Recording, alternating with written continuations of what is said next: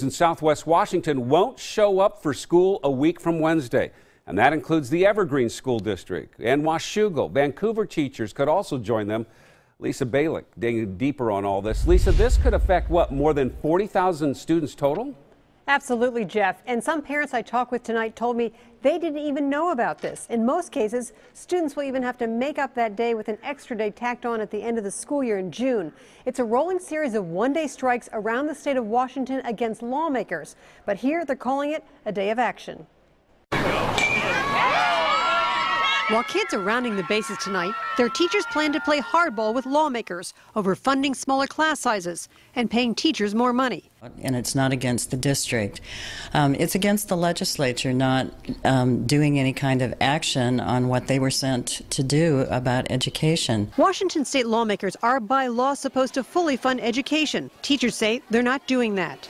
Some people would look at it and say, well, isn't it really punishing the kids and parents by taking a day out of the school year, putting it on at the end of the year all of a sudden, and they're not really the ones responsible for this? Well, I think sometimes you have to stand up for what you are wanting. Parents have been behind it. They passed 1351. That's the measure Washington voters approved last fall to set limits on a number of students in a class. By not being there, what's the message to the legislature? Well, it actually forces the conversation. We've done the rallies thing. We've done all those different types of things, and it has not got the legislature's attention. Hopefully this might.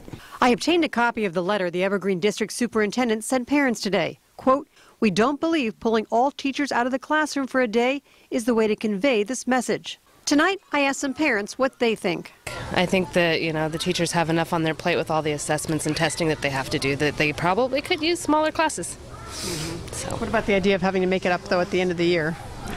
They, if it were a snow day, they would. Oh, maybe they're get to the point where they have to do something drastic, And if the kids are going to get their education, still made up at a later time, I don't think it's really that big of a deal as far as the children go.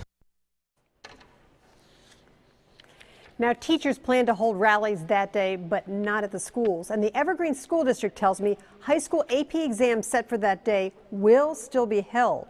But I've learned there may be more districts in Southwest Washington voting to join in. By the way, I found out tonight Seattle teachers have just voted to hold their one-day strike May 19th. Jeff? Okay, keep us updated, Lisa. We'll see.